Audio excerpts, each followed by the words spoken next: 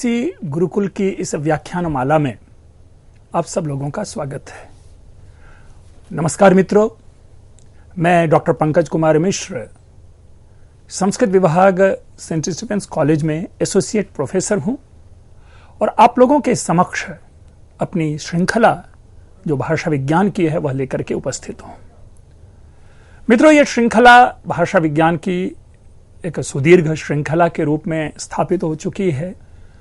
इसी भाषा विज्ञान की एक शाखा है ध्वनि विज्ञान, जिनको लेकर के मैं आप लोगों के सामने विमर्श के लिए उपस्थित हूं। इस ध्वनि विज्ञान का एक कह सकते हैं कि सर्वाधिक महत्वपूर्ण किंतु अस्पृष्ट, कम परिचर्चित अंश होता है, हम अपने वाग् यंत्रों का विश्लेषण करते हैं। वाग् यंत्रों के विश्लेषण पे सामान्य रूप से दृष्टि नहीं जाती, केवल भाषा विज्ञान में रुचि रखने वाले लोग ही उन वाग् यंत्रों का अध्ययन करते हैं। तो मैं उन्हीं वाग् यंत्रों की विशेषता लेकर के आपके सामने उपस्थित हूं।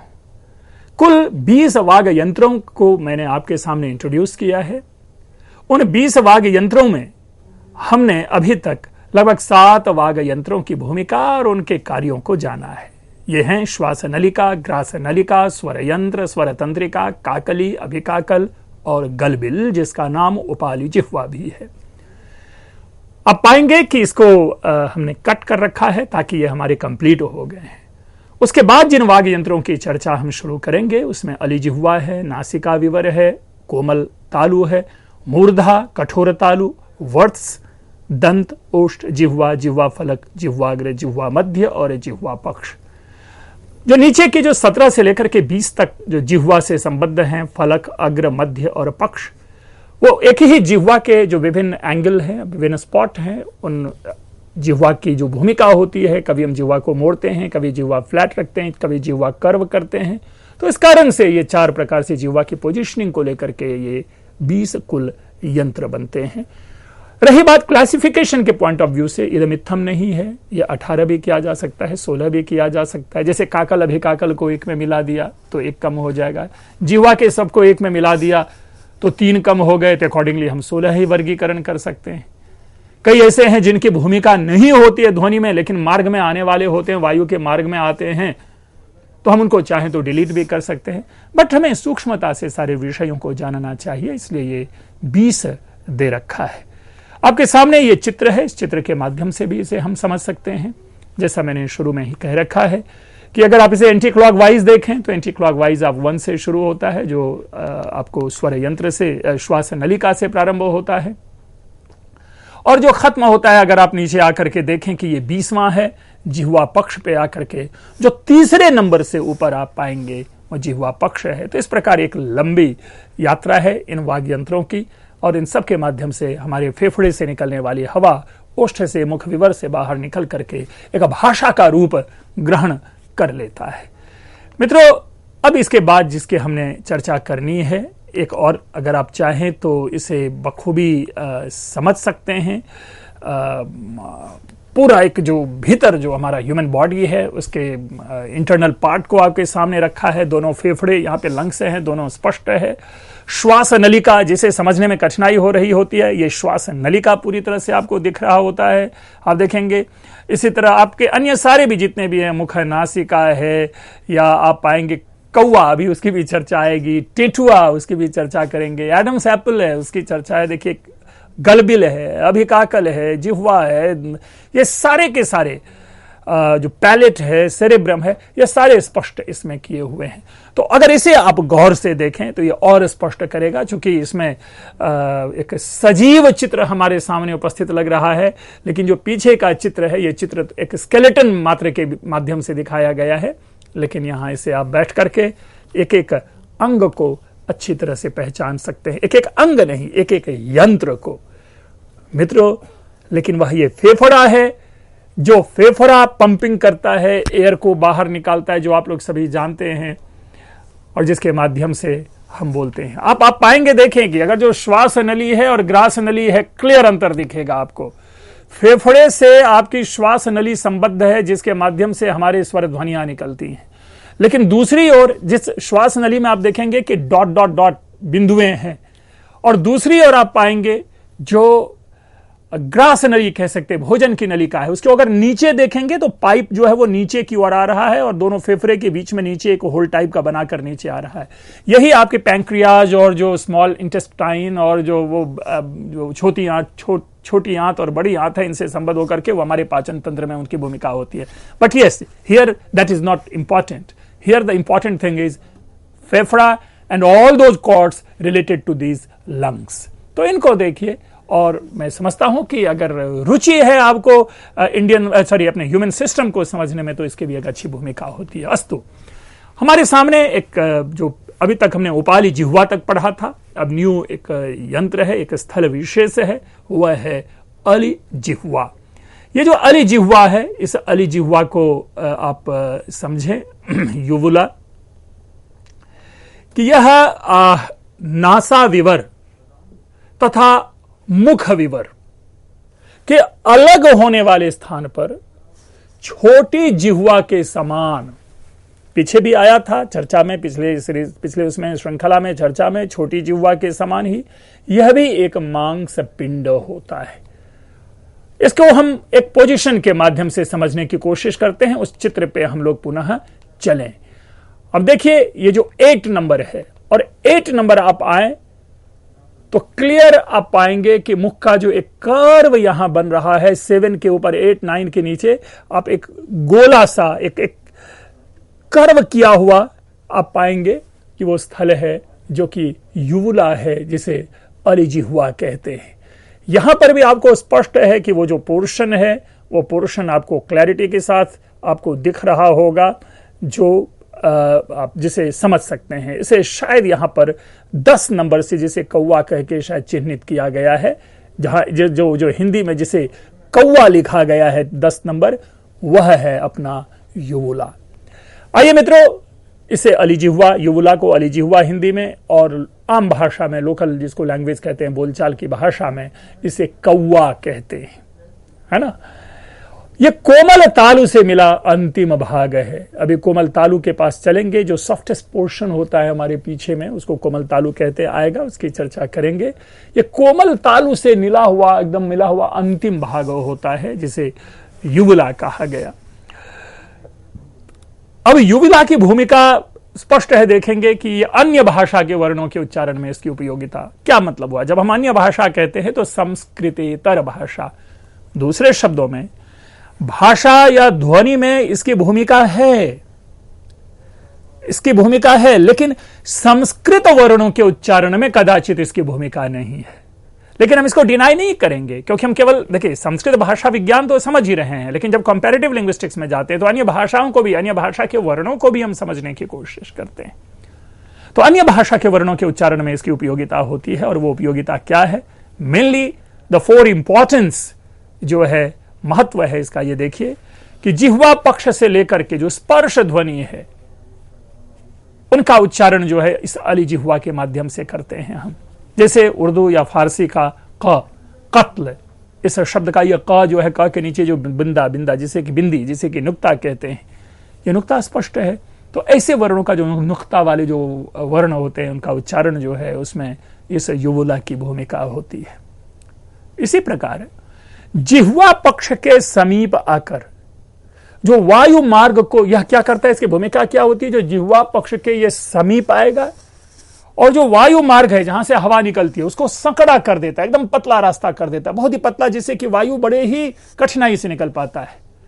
वहां पर ध्वनि घर्षण से ध्वनि उत्पन्न होती है। जो अरेबिक लैंग्वेज है, उनके कुछ वर्ण इस युवुला के माध्यम से, जहां पर कि जिह्वा पक्ष के समीप आकर वायु मार्ग को संकीर्ण करता है और ध्वनि निर्माण करता है, तो वहां उसके कारण अरेबिक वर्ण जो हैं उनका उच्चारण होता है। इसी प्रकार एक तीसरे प्रकार के वर्णों का उच्चारण करता है। ऊपर हमने देखा जहां पर कि स्पर्श ध्वनि की बात का आई, अब यहां पे संघर्षी ध्वनि की बात आ रही है। जिह्वा पक्ष के समीप आकर संघर्षी ध्वनि, जैसे ख, ग, ऐसे जो वर्ण है, खत, ऐसे जो वर्ण है, इनका उच्चारण होता है। और जिह्वा मूल से उत्क्षिप्त होकर एक विशेष ध्वनि निकलती है, जो कि फ्रेंच ध्वनि, जो फ्रेंच के जो है, फ्रेंच लैंग्वेज के जो वर्ण हैं, उनका उच्चारण होता है।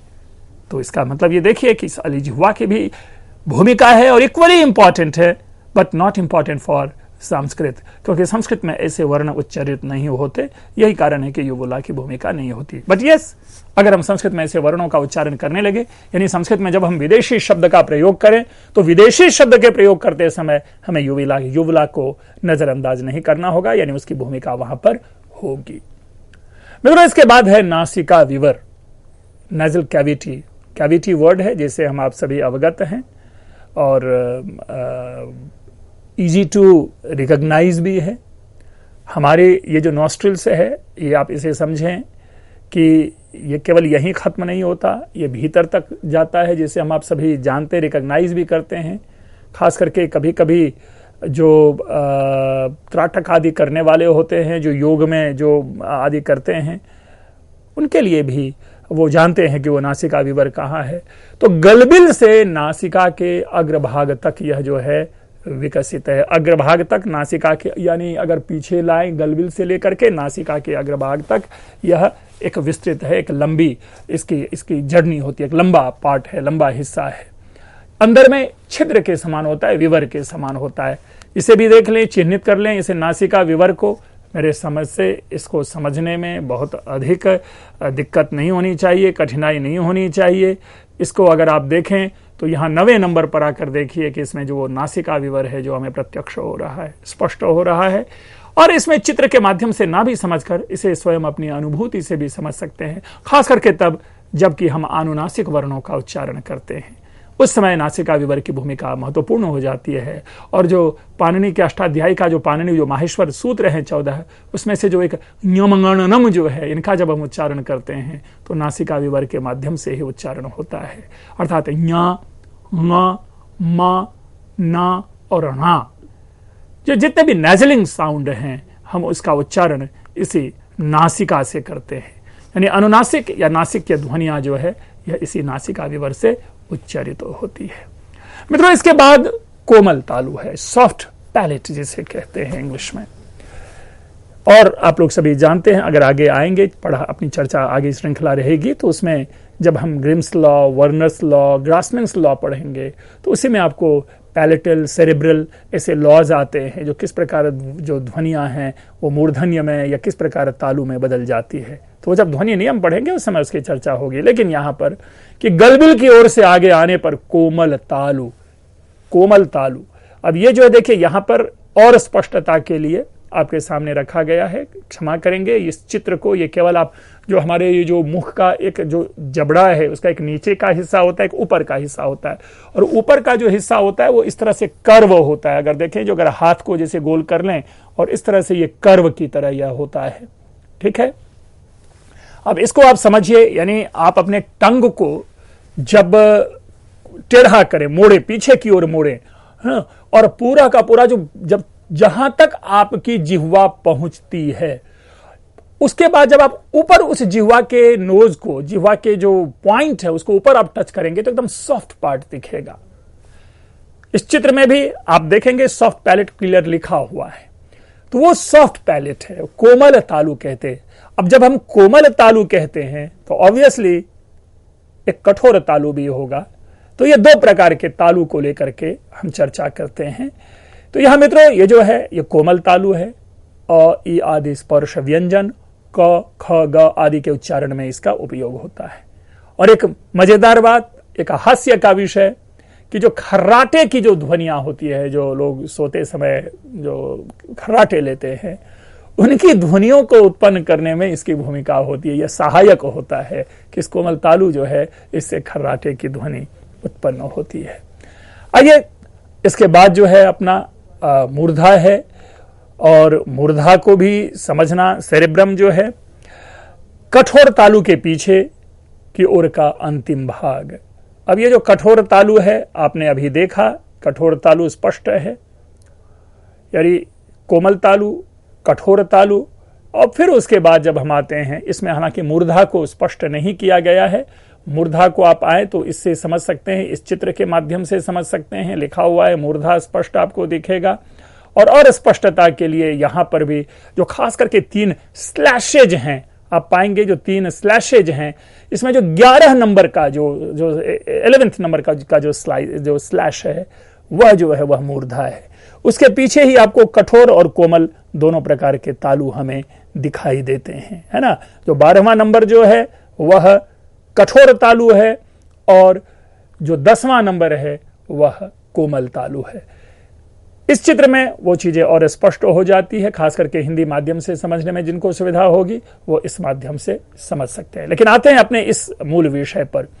आप देखेंगे जहां पर कि ये हार्ड पैलेट, ये कोमल कठोर तालु लिखा हुआ है, उसके और सॉफ्ट पैलेट के बीच में ये मूर्धा का हिस्सा होता है। मित्रों, ये जो मूर्धा है, इस मूर्धे की भी भूमिका है। जितने भी टवर्गीय ध्वनियां हैं, ट, ठ, ड, ढ, ण, इनका उच्चारण इस मूर्धा से होता है। और जो श है, बल्कि एक सूत्र ही, ऋतु रसानाम मूर्धा, ऋतु रसानाम मूर्धा। जो ऋकार है, ऋषि वाला ऋ, टवर्ग, र और श, ये जो ध्वनियां है, इन ध्वनियों का उच्चारण इस मूर्धा से होता है। और इस उच्चारित ध्वनि को ही मूर्धन्य कहा जाता है। हम आप जिसे, हालांकि आज ये मूर्धन्य अपनी आइडेंटिटी लूज करती जा रही है, क्योंकि अब उसे हम षटकोण वाला श कह देते हैं, तो इसलिए नहीं, ये जो श है उसे हम मूर्धन्य श कहें, दंत्य स कहें और तालव्य श कहें। अस्तु, अब आया कठोर तालु। ये कोमल तालु से आगे का जो अस्थि वाला, यानी आप पाएंगे धीरे धीरे एक तो खुरदरा पार्ट पाएंगे, उस खुरदरा पार्ट से भी थोड़ा पीछे का जो हिस्सा है वह कठोर तालु होता है। स्पष्ट अपने टंग से उसकी पहचान कर सकते हैं, कठोर और कोमल, और कठोर और कोमल के बीच में मूर्धा। ये 3 वर्ग कितना सुंदर बनावट है। और बनावट के साथ सबसे आश्चर्यजनक पक्ष यह है कि इनकी पहचान हमारे जो प्राचीन ऋषियों ने की है, वो सबसे जरूरी चीज है समझना। जो हमारे शिक्षा ग्रंथ है, हमारे जो प्रातिशाख्य हैं आदि, उन सब में इन सारी बातों का विश्लेषण हमें प्राप्त होता है। तो अस्थि के ऊपर जो पतले मांस का आवरण है, फील करेंगे आप, एकदम बड़ा ही पतला मांस का जो है ना, वो एक टिश्यू टाइप का आपको लगेगा, वह तालव्य और तालु है। इससे जो उच्चारित ध्वनि है वह तालव्य कहलाती है। ईचु या शानाम तालु, आप लोग जानते हैं कि ई व्यंजन वर्ण चवर्ग आदि जो है, इसका उच्चारण इस कठोर तालु से होता है। मित्रों, इसके बाद एक बड़ा इंटरेस्टिंग है, वो है वर्ड्स। अब ये वर्ड्स एक बड़ा एक अनूठा नाम है। ये ऐसा नाम है कि जो संस्कृत पढ़ने वाले भी इन नामों का प्रयोग बहुत कम करते हैं, या यूं कहें कि ये नाम प्रचलन में है ही नहीं। लेकिन सबसे पहले पहचान कर लें, दांत से थोड़ा ऊपर आप अपने जीभ को ले जाइए तो उसमें आपको टाइल्स की तरह बना हुआ दिखेगा, खुरदरा हिस्सा दिखेगा, कठोर होगा लेकिन लगेगा कि जैसे टाइल्स लगा हुआ है दांत के ऊपर, छोटे छोटे। वो जो पोर्शन है वह पोर्शन आपको वर्त्स कहलाता है। ये तालु के प्रारंभ और दांत के जो ऊपर का हिस्सा है, उसके बीच का जो खुरदरा टाइल्स वाला हिस्सा है, हम उसे वर्त्स कहते हैं संस्कृत में। अब इसके लिए देखिए 2 शब्द है जो प्रातिशाख्य है, जिसकी अभी हमने चर्चा की। प्रातिशाख्यों में इस स्थल विशेष के लिए शब्द लिखा गया है बर्स्व। ध्यान से देखें, ब र आधा स आधा व, बर्स्व। उच्चारण करने में भी कठिनाई हो सकती है, लेकिन यह शुद्ध शब्द है। और इससे जो उच्चारित ध्वनि है उनके लिए बर्ष्व्य शब्द प्रयोग किया गया है। देखिए, ये तो और दुखद हो गया उच्चारण में। ब के बाद र आधा, स आधा, व आधा, फिर य, बर्ष्व्य। मित्रों, एक शब्द हुआ करता है कार्त्स्न्य, उसी टाइप का यह भी शब्द है बर्ष्व्य। तो बर्ष्व से यानी उस खुरदरे हिस्से से लगकर के जो ध्वनि उत्पन्न होती है, हम उसको बर्ष्व्य ध्वनि कहते हैं। लेकिन जैसा मैंने शुरू में कहा कि ये जो वर्स्व है अब आजकल वर्त्स कहलाता है, जो अशुद्ध है। अब भाषा विज्ञान में भी यही नाम पाएंगे, वर्त्स लिखा हुआ ही पुस्तकों में पाएंगे। तो ये जो वर्त्स ध्वनियां है, इसको हम वर्त्स्य कहते हैं। एक बार चित्र में इसे भी हम लोग स्पॉट कर लें, इसको भी हम लोग समझ लें। ये जो आप देख रहे हैं कि एल्वियोलर जो रिज है, यही वर्त्स है basically. Soft palate, hard palate, उसके बाद का हिस्सा। और यही एकमात्र ऐसी चीज है जिसका अभिज्ञान सभी कर सकते हैं, सभी इसको पहचान सकते हैं, क्योंकि एक सामान्य शब्द में कहा कि दांत के ऊपर का जो टाइल्स वाला पोर्शन है, जो हार्ड पोर्शन है, वही वर्चस्व है। ठीक, इसके बाद वर्चस्व के बाद एक जो नई चर्चा है वह चर्चा हमारी प्रारंभ होती है। दांत आदि की चर्चा होगी। हम बैक करें, इन सारे स्थान को एक बार रिकॉल करें, ताकि ये हमारे मनोमस्तिष्क में ये स्थल विशेष जो है वह स्थापित हो। सबसे पहले हम इस माध्यम से देखते हैं जिसे समझने में सुविधा होती है। आप देख पाएंगे कि लिखा हुआ हिस्सा है दंत। ये जो दंत लिखा हुआ है, उस दंत से थोड़ी आप राइट हैंड साइड कीजिए, पाएंगे कि ऊपर एरो लिखा हुआ है। तालु है, तालु और दंत के बीच में एरो बना हुआ है, और उस एरो जहां पर झुक रहा है वो जो पोर्शन है वो वर्त्स का पोर्शन है। यद्यपि आप ये जरूर देखें कि वर्त्स किसी वर्ण के उच्चारण में सहायक नहीं है, लेकिन लंग्स से निकलकर जो हवा ट्रैवल करते हुए मुख से बाहर निकलती है, उस हवा को एक दिशा देने में इसकी भूमिका जरूर है। स्लिप ना करे हवा वहां पर हिट करे और तब नीचे से दांत के माध्यम से बाहर ओष्ठ के माध्यम से निकलती है। मैंने बार बार कहा कि हमारा मनोविज्ञान ऐसा है कि इन चीजों को समझता नहीं, इन चीजों को समझ नहीं पाते। लेकिन जरा एक क्षण के लिए सोचिए आप कि उस वर्ड्स के ऊपर में हल्की कोई थोड़ा सा आपको घाव हो जाए, आप एयर मुंह से निकालते समय आपकी हालत खराब हो जाती है, आप शब्द का उच्चारण नहीं कर पाएंगे, त थ द द ना उच्चारण करने में कष्ट की अनुभूति होगी आपको, खाते समय हमें कष्ट होता है।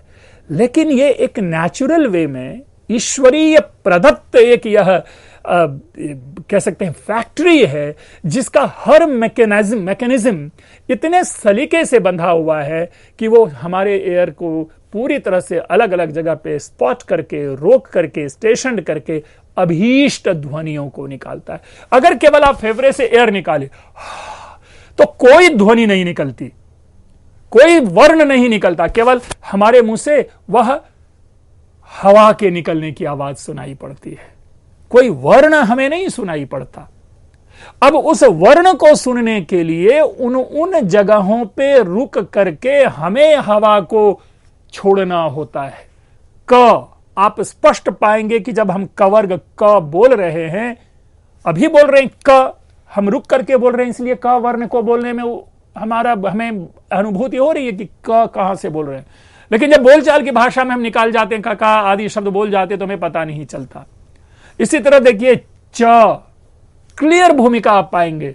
च वर्ड्स के थोड़े पीछे जिह्वा आती है, जो बार बार कहता हूं, जो टाइल्स, जो हार्ड टाइल्स है, उसके पीछे एयर हिट करता है और फिर दांत के माध्यम से बाहर निकलता है, तब जाकर के हमारे इस तालु वर्ण का हम उच्चारण कर पाते हैं। पैलेटल जो वर्ण है हम उसको बोल पाते हैं च। आइए ट, क्लियर। अगर ट देखिए, हमें नहीं मालूम ट, ठ, ड, ढ, ण, जीभ मुड़ करके ऊपर के एक पोर्शन है जो कठोर तालु और कोमल तालु के मध्य हिट कर रहा है। ट मित्रों, यूं तो भाषा विज्ञान जिन जिन विश्वविद्यालयों में पढ़ाई होती है वहां पर इनकी लेबोरेटरी है उच्चारण के लिए, लेकिन जरूरी नहीं है कि हम आप जो थोड़ा भी समझते हैं वो घर बैठे इन उच्चारणों को करेक्ट कर सकते हैं। ट, ठ, ड, क्लियर, जीव कर्व हो रहा है, ऊपर के पोर्शन को हिट कर रहा है, जीव छूटता है, उस स्थल विशेष को छोड़ता है, हवा झोंके से निकल रही है, और तब जाकर के एक अभीष्ट वर्ण हमें सुनाई पड़ रहा है, और वह है टवर्ग। त इजी है, त दांत, लेकिन जिनके दांत नहीं होते वो त नहीं बोल पाते, तवर्ग का उच्चारण नहीं कर पाता। तो मित्रों, ये अभी जो जिस दंत की बात हम कर रहे हैं, हम उस दंत को समझने की कोशिश करें।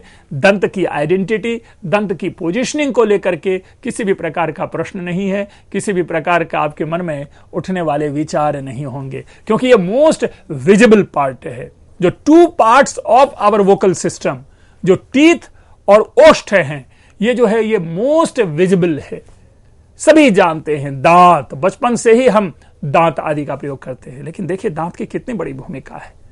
दांत न केवल हमें शारीरिक सुरक्षा प्रदान करता है किसी जीवाणु आदि के भीतर प्रवेश करने से या किसी गंदी हवा आदि को, ये एक तरह से आप कहिए कि ये चार दीवारी का काम करता है। दांत एक फेंसिंग का काम करता है, लेकिन उतनी ही प्रमुख भूमिका है। दांत केवल सौंदर्य मात्र का कारण नहीं है, दांत केवल फेंसिंग का कारण नहीं है, लेकिन दांत अगर ना हो तो सर्वाधिक जो प्रयोग में आने वाले शब्द हैं उनमें दंत वर्ण होते हैं, दंतीय वर्ण होते हैं। कभी आप इस पे शोध कीजिएगा, हम अधिकांश जो हमारे शब्द जो निकलते हैं वो दांत के माध्यम से निकलते हैं। तो दांत की भी स्थिति है, दांत की सहायता से जो बोली जाने वाली भाषा है वो दंतीय कहलाती है। दांत अन्य सारे वर्णों के उच्चारण में भी सहायक होता है। क्यों? क्योंकि जो हवा की तीव्रता है उसको वह एक ब्रेक देता है, विराम देता है, तब जाकर के वह ध्वनि निकलती है दंतीय। और तब हम लोग सभी जानते हैं कि चाहे वो ऊ हो, चाहे वो आपको तवर्ग हो, चाहे वो आप जो स हो, ये इन वर्णों का उच्चारण जो है ये दंत से होता है। आखिर में जिसको हम कहें ओष्ठ। मित्रों, हमने हमेशा से कहा है ओष्ठ ना हो तो शायद अन्य कोई भी वर्ण नहीं बोले जा सकते, लेकिन हमारे वर्णोच्चारण में ओष्ठ भी एक स्थल विशेष है जहां से हवा संघर्ष करते हुए, वायु संघर्ष करके एक नूतन वर्ण की सृष्टि करता है, और वह है पवर्ग। प। आप देखें कि अगर ओष्ठ ना हो तो प से यानी आप पापा कह ही नहीं सकते, मम्मी शब्द का उच्चारण हो ही नहीं सकता। इसलिए जिस किसी को भी पापा मम्मी से प्यार है, पापा मम्मी बोलने में आनंद आता है, उनको अपने ओष्ठों की सुरक्षा सबसे अधिक करनी होती है। ओष्ठ वर्ण है। एक और बात हमने कही कि ये ओष्ठ शब्द जब होता है तो ये ओष्ठ दोनों पेयर से है, ये लिप्स इसे कहते हैं, यानी लोअर और अपर दोनों के संयोग से ही इन वर्णों का उच्चारण होगा। कोई भी एक लिप्स अगर क्षतिग्रस्त है या नहीं है तो सामान्य रूप से अन्य सारे वर्णों को बोलने में कठिनाई होती है। इसलिए यहां पर यह जानना, यह समझना कि ये हमारे यंत्र हैं, जो हमारे वाग यंत्र हैं, इनमें यह भूमिका है। इसके बाद के जो वाग यंत्र हैं हम इनकी भी एक लिस्टिंग ले लें। ओष्ठ के बाद के लिप्स के बाद टंग, जिह्वा। लगातार हम लोग जिह्वा की चर्चा करते आ रहे हैं, और ये जिह्वा भी एक बात देखिए, सबसे बड़ी बात है कि अगर नाव में पतवार ना हो तो वो नाव मूव कर ही नहीं सकता। तो इसीलिए हम कह सकते हैं कि वाग यंत्र रूपी नौका के लिए जिह्वा जो है यह पतवार है। मित्रों, हम इस जिह्वा की भूमिका, जिह्वा के कार्य, जिह्वा फलक, जिह्वाग्र, जिह्वा मध्य, जिह्वा पक्ष आदि के विषय में हम अपने अगले व्याख्यान में जानेंगे। मैं समझता हूं कि अपने वाग यंत्रों का यह संक्षिप्त परिचय आप लोगों के उपयोग में आएगा, आना चाहिए। इसको सुनने से यद्यपि बड़ा इंटरेस्टिंग ये टॉपिक नहीं बनता, लेकिन अभिज्ञान तो होना ही चाहिए। आप लोगों ने इसे ध्यानपूर्वक सुना, आप लोगों का बहुत बहुत धन्यवाद। आप लोग सभी अपना ध्यान रखें, स्वस्थ रहें। Thank you.